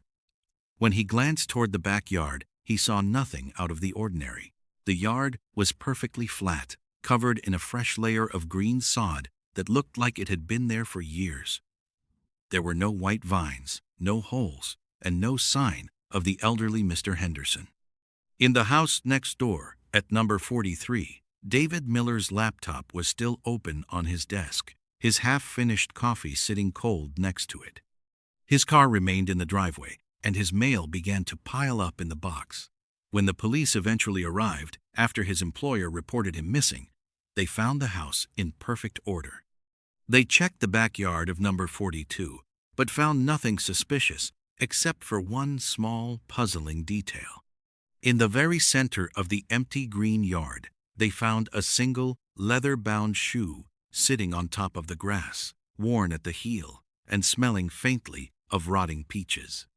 If you are ever tempted to look too closely at the shadows in your neighbor's yard, just remember that some things are planted deep for a reason. Once you start digging, you might find that the ground is just as hungry for you as you are for the truth. We will be looking into a series of strange occurrences at a lighthouse off the coast of Maine in our next story, so you definitely do not want to miss that. It is often the holes in our own lives that drive us to dig into the lives of others, forgetting that some depths are meant to remain untouched. True growth is found in the light we share with the living, rather than the darkness we exhume from the dead. There is a profound and comforting illusion that we all rely on every single night before we go to sleep. We walk around our homes, we turn off the kitchen lights, we make sure the stove is off, and we turn the deadbolt on the front door. We listen to the heavy metal click of the lock, and in that sound, we find an absolute sense of security. We believe that 4 walls and a locked door are enough to keep the chaos of the outside world completely separate from our safe, private lives. We believe that if danger ever tries to cross our threshold, there will be a loud struggle, a broken window, or enough time to dial 911. But what happens when the very place you feel the most secure becomes the site of an impossible vanishing? What happens when 3 grown women disappear from a small suburban house in the middle of the night, leaving behind their money, their cars, their clothes, and absolutely no sign of a struggle, as if they simply dissolved into the warm summer air? Before we unlock the doors to one of the most chilling and perplexing unsolved mysteries in American history, if you are a fan of the strange, dark, and mysterious, delivered in story format, you have come to the right place. I upload stories just like this regularly, so please hit that like button, subscribe to the channel, and turn on the notification bell so you never miss a new upload. The city of Springfield, Missouri, in the early summer of 1992, was the quintessential picture of Midwestern peace. It was a place where neighbors knew each other by name, kids rode their bikes down tree-lined streets until the streetlights came on, and violent crime was something that happened in other, bigger cities. June 6th was a particularly joyous day in Springfield. It was graduation day for the local high school. The air was thick with the humidity of early summer and the infectious excitement of hundreds of teenagers stepping into the adult world. Among those graduates were 2 beautiful, vibrant young women named Susie Streeter and Stacy McCall. Susie was 19 years old, known for her outgoing personality and her striking blonde hair. Stacy was 18 years old, a sweet, deeply loved young woman who was eagerly preparing for her upcoming college years. The 2 girls had been friends for a long time, and they had spent weeks planning the perfect way to celebrate their graduation night. Their original plan was to leave Springfield right after the graduation ceremonies and drive down to Branson, Missouri, where they had booked a hotel room. They were going to spend the weekend swimming, exploring, and celebrating with a large group of their classmates. But as graduation day wore on, those plans slowly began to unravel. The hotel in Branson fell through due to a miscommunication, and the girls found themselves without a place to stay for their highly anticipated weekend getaway. Instead of letting the ruined plans ruin their night, Susie and Stacy decided to stay in Springfield and hop between the various graduation house parties happening across town. They spent the evening laughing, dancing, and saying their goodbyes to classmates they might never see again. Around 2 a.m., the parties began to die down. The girls were exhausted. Stacy was originally supposed to sleep over at a different friend named Janelle's house, but Janelle's house was incredibly crowded with other teenagers who had the same idea. Susie suggested that they just go back to her house on Delmar Street. It would be quiet, they could wash off their makeup, and they could sleep in late. Stacy agreed, and she called her mother to let her know about the change of plans. The house on Delmar Street belonged to Susie's mother, a 47-year-old woman named Cheryl Levitt. Cheryl was a beloved local hairdresser, an incredibly hardworking single mother who had dedicated her entire life to providing for Susie. Cheryl and Susie shared a very close, trusting relationship. They were more like best friends than a traditional mother and daughter. While the girls had been out partying, Cheryl had enjoyed a quiet, relaxing evening at home. She had spent the afternoon painting a wooden dresser in the garage. Around 11:15 p.m., she had called a friend to chat, sounding perfectly happy and normal. After getting off the phone, Cheryl presumably washed up, put on her floral nightgown, and climbed into her bed, reading a book while her small Yorkshire Terrier, Cinnamon, curled up at her feet. She left the front porch light on, waiting for her daughter to come home. At roughly 2:15 a.m., Susie and Stacy arrived at the house on Delmar Street in their separate vehicles. They parked their cars in the curved driveway, right next to Cheryl's car. They walked up the pathway, unlocked the front door, and stepped inside. What happened inside that house between the hours of 2:15 a.m. and 8 a.m. is a black hole of information that has terrified investigators for decades. The next morning, Sunday, June 7th, the sun rose hot and bright over Springfield. Janelle, the friend whose house the girls had initially planned to sleep at, woke up early. She had promised to meet Susie and Stacy that morning so they could all go to a nearby water park to spend the day together. When the girls did not show up at the agreed-upon time, Janelle assumed they had just overslept. She got into her car and drove over to the house on Delmar Street. When Janelle pulled up to the house around 9 a.m., she noticed that Susie's, Stacy's, and Cheryl's cars were all parked in the driveway. This made sense. They were home. They were just sleeping.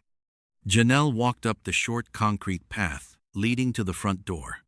As she stepped onto the front porch, she noticed something slightly odd. The glass globe that covered the front porch light was completely shattered. Small shards of jagged glass were scattered across the concrete welcome mat. Janelle carefully stepped over the glass and reached for the front door handle. She expected it to be locked, but when she turned the brass knob, it clicked open effortlessly. The front door was completely unlocked. Janelle pushed the door open and stepped into the living room. She called out for Susie and Stacy, her voice echoing in the quiet house.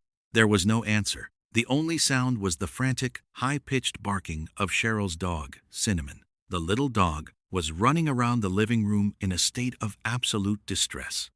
Cinnamon was usually a very calm dog, but this morning she was highly agitated, pacing back and forth and whining near the front door. Janelle walked further into the house. The television in the living room was turned on, emitting a quiet hum, but displaying only static snow. She walked into Susie's bedroom. The bed looked as though it had been slept in, but the room was empty. She walked into Cheryl's bedroom. Again, the bed covers were pulled back, but Cheryl was nowhere to be found. Janelle went into the bathroom. Sitting neatly on the bathroom counter were 2 wet washcloths, carefully folded over the edge of the sink. Beside them were Susie and Stacy's makeup remover pads. This indicated that the girls had indeed made it home safely, gone through their entire nighttime routine, and prepared for bed. Starting to feel a genuine sense of unease, Janelle went back into the living room. Sitting perfectly undisturbed on the coffee table were 3 purses. They belonged to Cheryl, Susie, and Stacy. Janelle looked inside them. Stacy's wallet still contained a large amount of cash from her graduation gifts. Cheryl's purse held her keys, her money, and a pack of cigarettes she never left the house without. Women do not leave their homes without their purses. They certainly do not leave without their money, their keys, and their cars. Confused and frightened, Janelle called Stacy's mother, Janice McCall. Janice had been waiting for her daughter to come home all morning. When Janelle explained that the girls were not at the house, but all their belongings were there, Janice immediately felt a cold spike of dread in her chest. She told Janelle to stay put, and she and her husband immediately drove to the house on Delmar Street. When Stacy's parents arrived, they searched the house frantically. They looked in the closets, the garage, and the backyard. There was absolutely no sign of the 3 women. The house was perfectly clean. There was no blood, no overturned furniture, no signs of a struggle whatsoever. It looked exactly like a home where the occupants had just stepped into the other room for a moment. In their panic, Stacy's parents made a decision that they would deeply regret for the rest of their lives.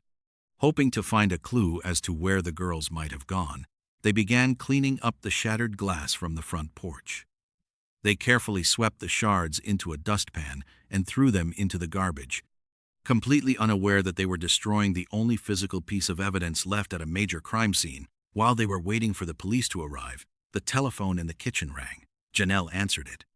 The voice on the other end of the line was a man. He began speaking in a deeply disturbing, sexually explicit manner. The things he was saying were so horrible that Janelle immediately slammed the phone down in shock. A few minutes later, the phone rang again. Janelle answered it, and it was the same man saying the same terrifying things. She hung up again. When the police finally arrived on the scene, they walked into a house that was now filled with panicked family members and friends. The crime scene, if it was one, had been completely compromised by people walking through the rooms, touching surfaces, and sweeping the porch. The detectives began their investigation by examining the answering machine in Cheryl's bedroom. The machine indicated that there was one new, unheard message. An officer pressed the play button. The tape whirred, and a message began to play. It was a very strange, cryptic message, but just as the investigators leaned in to listen closely, the officer's finger slipped. He accidentally hit the delete button instead of the save button. The tape completely erased. The message, and whatever crucial clue it might have held, was gone forever in a fraction of a second. Despite the blunders, the police realized they were dealing with a massive, unprecedented situation. 3 adult women do not voluntarily vanish from a locked house without taking a single personal item. The local authorities called in the Federal Bureau of Investigation. The quiet street was quickly swarmed with federal agents, crime scene technicians, and tracking dogs. The technicians dusted the entire house for fingerprints. They found nothing out of the ordinary. They sprayed the carpets and walls with luminol, a chemical that illuminates microscopic traces of blood that have been cleaned up. The house glowed completely dark. There was not a single drop of blood anywhere. The tracking dogs were given the women's clothing to pick up their scent. The dogs led the handlers out the front door, down the driveway, and into the street. But as soon as the dogs reached the pavement, the scent abruptly stopped. It did not fade away into the woods. It did not trail down the block. It stopped immediately, exactly where a vehicle would have been parked. This led investigators to a chilling, undeniable conclusion. Cheryl, Susie, and Stacy did not walk away from that house. They were placed into a vehicle and driven away. But how does someone kidnap 3 healthy, capable adults from a small house in a quiet neighborhood without making a sound? Cheryl was a fiercely protective mother. If someone had broken down the door and threatened her daughter, she would have fought to the death. The neighbors, whose houses were only feet away, reported hearing absolutely nothing that night. No screams, no barking dogs, no breaking glass. The detectives realized that the shattered porch light was the key to understanding the nightmare. It was not broken during a struggle. The glass was shattered before the women ever opened the door. The terrifying theory constructed by the FBI suggests that a predator, or perhaps a group of predators, had been watching the house on Delmar Street. They saw Cheryl go to sleep. They unscrewed or broke the porch-like globe to plunge the front entryway into absolute darkness. And then they waited. When Susie and Stacy arrived at 2:15 a.m., they walked up the dark path. They unlocked the door. They stepped inside, washed their faces, and got ready for bed.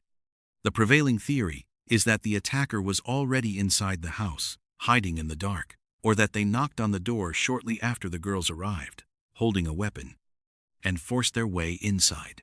To control 3 adults without a struggle, the attacker would have needed an overwhelming threat. They would have needed a firearm, and they would have needed the element of total surprise.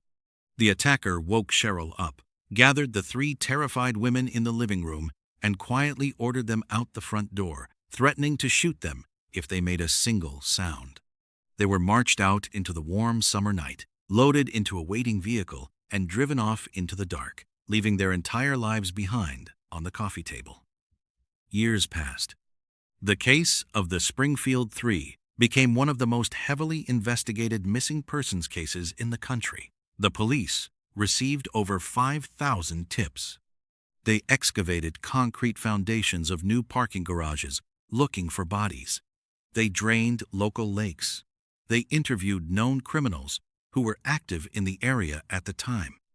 A few men came forward with vague confessions, hoping to get lighter sentences for other crimes, but their stories were always full of inconsistencies and led to dead ends. To this day, over 30 years later, not a single trace of Cheryl Levitt, Susie Streeter, or Stacy McCall has ever been found. No clothing, no jewelry, no bones. The house on Delmar Street still stands, a quiet, suburban monument to an impossible tragedy. This story leaves a heavy, lingering weight on the mind. It is a profound and terrifying exploration of how incredibly fragile our sense of safety truly is. We build our homes, we buy our locks, and we go to sleep believing that we are the masters of our domain. But the truth is, the walls we build can only protect us from the things we can see coming. It teaches us a grim, vital lesson about the fleeting nature of our reality. The graduation parties, the laughter, the mundane act of taking off makeup, all of it was erased in a matter of minutes by an unseen darkness. It reminds us that we must hold on to the moments we have with the people we love with absolute sincerity. We must appreciate the quiet evenings, the mundane conversations, and the simple comfort of knowing our family is sleeping in the next room, because life is completely unpredictable, and the universe does not guarantee us a tomorrow. Sometimes, despite our best efforts and our locked doors, the outside world reaches in and takes everything, leaving nothing behind but questions that will never, ever be answered. If you found this story fascinating, you are going to want to hear the next one. It involves a massive ancient hotel in the middle of a bustling city and a series of security tapes that show a young woman playing a terrifying game of hide and seek with something no one else can see. Click the video on the screen right now to watch it. Thank you so much for listening, and until next time, stay safe out there. Imagine walking into a freezing, dark cabin in the middle of an isolated forest. You are shivering uncontrollably, starving and terrified. Right in front of you, stacked neatly on the shelves, is enough food to last an entire year. Just outside the door is a full propane tank connected to a heater inside the room. All you have to do is turn a small valve, strike a single match, or open a can of food. But instead of saving your own life, you just lie down in the freezing dark, pull a blanket up to your chin, and slowly waste away. This is not a hypothetical scenario from a horror movie. This is exactly what happened in one of the most baffling, unsettling, and heartbreaking mysteries in American history. If you are a fan of the strange, dark, and mysterious delivered in a story format, you have come to the right place. Please take a moment to gently tap the like button and subscribe so you never miss out on these unsettling stories. It was the evening of February 24th, 1978. 5 best friends from Yuba City, California, were piling into a turquoise and white 1969 Mercury Montego. The air was brisk, but the men were entirely consumed by excitement. These men were Ted Weyer, Gary Mathias, Jack Madruga, Jack Hewitt, and Bill Sterling. They ranged in age from 24 to 32, and they were a very unique group of friends. Each of them had some form of mild cognitive disability or psychiatric condition, but they were high-functioning, held-down jobs, lived safely at home with their parents, and shared an intense, unbreakable bond over one single passion. That passion was basketball. They had formed their own team called the Gateway Gators. The very next day, they were scheduled to play their first game in a regional Special Olympics tournament. The stakes were incredibly high in their eyes, as the winning team would get a free week-long trip to Los Angeles. They were so thrilled about the tournament that some of them had already carefully laid out their freshly washed uniforms on their beds before leaving the house that evening. They wanted to be completely ready for the morning. But tonight, they were taking a short road trip. They were driving 50 miles north to the town of Chico to watch a college basketball game. Jack Madruga was behind the wheel. He loved his car fiercely and drove it with extreme, almost overly cautious care. The college game was lively, and the boys had a fantastic time cheering from the bleachers. The game ended around 10 p.m. Afterward, the group stopped at a small local market just down the street from the gymnasium. The store clerk vividly remembered them. They were cheerful and polite, buying Hostess cherry pies, candy bars, and sodas to snack on during the ride back. It was about 10:30 p.m. when they walked out of the brightly lit store, got back into the Mercury Montego, and drove off into the dark California night. They were supposed to head south, taking a straight, easy, and very familiar highway directly back to Yuba City. Their parents expected them to be home safely in their beds by midnight at the absolute latest. But midnight came and went. The house phones remained silent. The boys did not return. By 6 a.m. the next morning, the parents were awake and frantically calling each other's houses. By 8 a.m., the police had been notified. The authorities initially tried to calm the parents down, suggesting the men had simply taken a detour, perhaps deciding to stay over at a friend's house or got a flat tire, but the mothers and fathers knew better.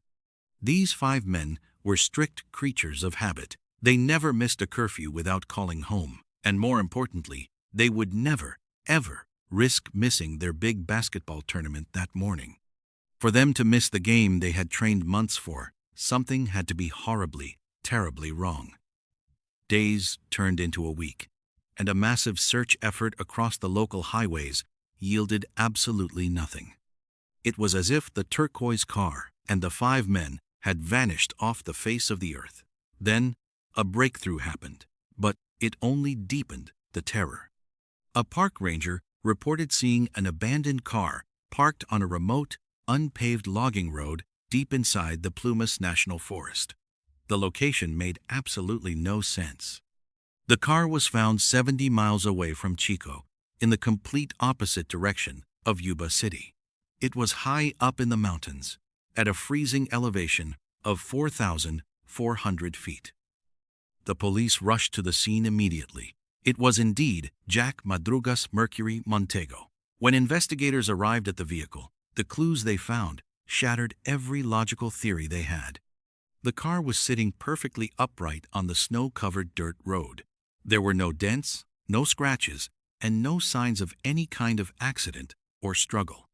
The keys were missing, but when the police hot-wired the ignition, the engine roared to life immediately.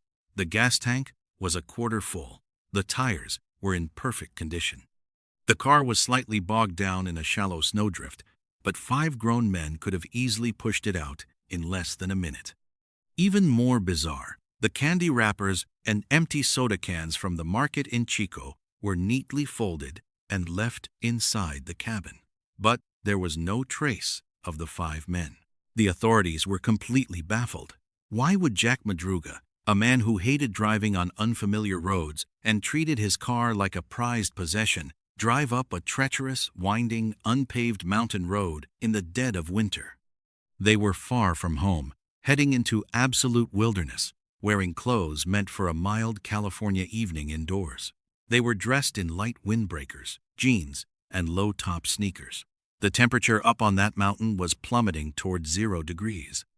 And why, when the car got slightly stuck, did they abandon a perfectly working vehicle that could have provided shelter, safety, and a functioning heater? Shortly after the car was found, the police received a deeply disturbing tip. A local man named Joseph Shones came forward with a story that sounded like a nightmare. He told police that on the exact night the men went missing, he was driving his own truck up that very same logging road. He was looking for the snow line because he wanted to bring his family up for a ski trip that coming weekend. His truck got deeply stuck in the snow. While he was outside, violently shoveling the snow trying to free his tires, he experienced a sudden, massive heart attack. Lying inside his freezing truck, writhing in excruciating pain and entirely convinced he was going to die right there on the mountain, he suddenly saw headlights illuminating the trees from down the road. It was around 11:30 p.m. He saw a car park a short distance behind him. He heard the muffled sound of voices drifting through the freezing air. Desperate for his life, Shones pushed his door open, stepped out of his truck, and yelled for help at the top of his lungs. Through the blinding glare of the headlights, he claimed he saw a group of men, and strangely, a woman holding a baby. But the very moment he called out to them, the voices instantly stopped. The headlights were abruptly shut off. The pitch-black woods went dead silent. Shones called out again, pleading for them to help a dying man. He received absolutely no answer. It was as if the group had dissolved into the shadows. Shones eventually managed to survive the night and painfully walked back down the mountain the next morning to get help. His story baffled investigators. The footprints around Madruga's abandoned car perfectly matched the 5 missing men. But who was the woman with the baby? And why on earth would these 5 friendly, gentle men completely ignore a dying man screaming for help in the pitch-black woods? Before the police could launch a full-scale ground search of the deep forest, severe winter storms battered the mountain range. A brutal blizzard dumped snow continuously for weeks, piling up to 15 feet high in some areas. The search had to be entirely called off. It was too dangerous for the rescue teams. The parents of the 5 men were left in a state of agonizing, unending limbo. Months slowly passed. The heavy snow slowly began to melt as the warmth of spring finally arrived. In early June, exactly 114 days after the men disappeared into the night, a small group of motorcyclists were riding their dirt bikes on a very rough, remote trail deep inside the forest. They were nearly 20 miles uphill from the spot where the Mercury Montego had been abandoned. They came out into a clearing and stumbled upon a United States Forest Service trailer. It was a small, heavy-duty cabin used by park rangers during the summer months. The bikers noticed that the front window of the trailer had been violently broken out. Curious and slightly uneasy, they parked their bikes and looked inside the shattered window. The overwhelming smell of decay hit them first. Then, peering into the gloom, they saw the body. It was Ted Wyatt. He was lying squarely on a bed, completely wrapped from head to toe in 8 thick sleeping bags and heavy blankets. He was severely emaciated, his body reduced to a skeleton covered in skin, and his feet were completely ruined by severe frostbite. The bikers fled in terror and notified the authorities. When investigators swarmed the remote trailer a few hours later, the scene they documented inside made absolutely no logical sense. It defied human survival instincts. Forensic analysis revealed that Ted Wyatt had lived inside that dark, freezing trailer for up to 3 agonizing months after the night he went missing. His thick beard growth and the extreme loss of body weight indicated he had survived for many weeks, slowly and painfully starving and freezing to death. But the trailer was fully stocked with emergency supplies. All around the room were heavy winter coats, insulated boots, and extra sleeping bags, all left completely untouched. There was a large propane tank sitting right outside the trailer, directly connected to a large space heater inside. All Ted or his friends had to do was reach out and turn a simple metal valve to flood the room with life-saving heat. The valve was never turned. There were dozens of paperback books, paper materials, and wooden furniture that could have easily been used to start a fire in the fireplace. There were dry matches sitting right on the table in plain sight. No fire was ever made. But the most horrifying discovery of all was the food supply. In a small storage shed directly attached to the outside of the trailer, there was enough freeze-dried food, canned vegetables, fruits, and heavy military rations to comfortably feed all 5 men for an entire year. Investigators found that a tiny handful of cans had been opened and eaten. They were opened with a specialized military P-38 can opener. Gary Mathias, the only Army veteran in the group, was known to carry this exact type of can opener on his keychain.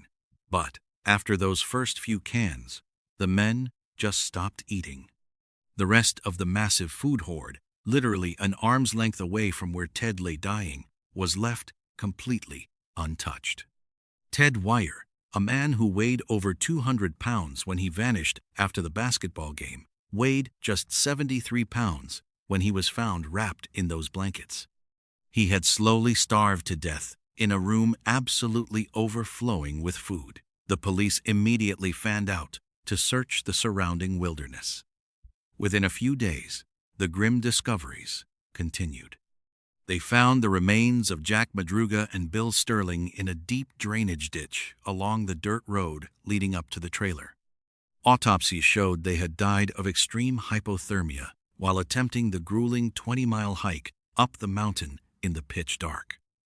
Further deep into the dense woods, searchers found the scattered, animal-scavenged bones of Jack Hewitt. His jeans and shoes were left nearby, and his father's heavy jacket, which he had been proudly wearing that night, was found discarded miles away. But Gary Mathias, the Army veteran and the most capable survivor of the group, was never found. The only trace of him was his low-top tennis shoes, which were found sitting neatly inside the trailer next to Ted's bed. It appeared that after Ted passed away, or perhaps shortly before, Gary put on Ted's heavier, warmer leather boots, stepped out of the trailer into the unforgiving winter wilderness, and walked away into oblivion. He was never seen or heard from again. The tragedy of the Yuba County Five leaves behind a chilling, impenetrable wall of questions. What terrifying thing drove these 5 men to abandon a perfectly safe working car and march 20 miles uphill through deep, freezing snow into total darkness, wearing nothing but light jackets? Why did they ignore Joseph Shones as he begged for his life? And, most hauntingly, why did the survivors, who actually reached the safety of the trailer, refuse to use the heat, the fire, or the massive pile of food that could have easily saved their lives? Psychologists and investigators have theorized for decades. Some believe the men saw something illegal or terrifying happening on that logging road, perhaps related to the mysterious woman and baby that Shones claimed to have seen. Maybe they genuinely believed they were being hunted in the dark. Their specific cognitive challenges might have caused them to panic entirely, their minds unable to process the fear, leading them to make highly irrational decisions. When they finally reached the Forest Service trailer after hiking for days in the snow, they had to break a window to get inside. It is highly likely they were so deeply afraid of getting in trouble with the law for breaking and entering into government property that their rigid minds refused to allow them to touch the supplies. They might have huddled together in the freezing dark, paralyzed by rules and fear, simply waiting for someone to come save them, until the bitter, cold, and unrelenting hunger slowly took them one by one. Ted Vaiher, known by his family to lack common sense, but possessing an incredibly gentle soul, might have simply stayed in the bed where his friends tucked him in, patiently waiting for Gary to bring back help that would never arrive. There is a quiet, haunting beauty and immense tragedy in their final days. They never turned on each other. The ones who made it to the cabin tried their best to care for Ted. They tucked him into bed. They wrapped him in every blanket they could find. They stayed by his side in the dark. It speaks to a profound truth about life. Sometimes, the most innocent, trusting, and gentle souls among us are the most vulnerable to the chaotic, unforgiving nature of the world. Life demands a harsh adaptability. A single wrong turn in the dark, a moment of blinding panic, or a stubborn adherence to the rules, even when survival is on the line, can lead to devastating consequences. Their story is a stark reminder that the wilderness does not care about your good intentions, your fears, or your innocence. The physical world is entirely indifferent. The thick mountain forest swallowed their final moments, keeping the true, horrifying sequence of events locked permanently beneath the winter snow. The parents of the 5 men lived out the rest of their days consumed by the agonizing question of what chased their boys up that mountain. And Gary Mathias remains missing to this very day, a ghost wandering the Plumas National Forest.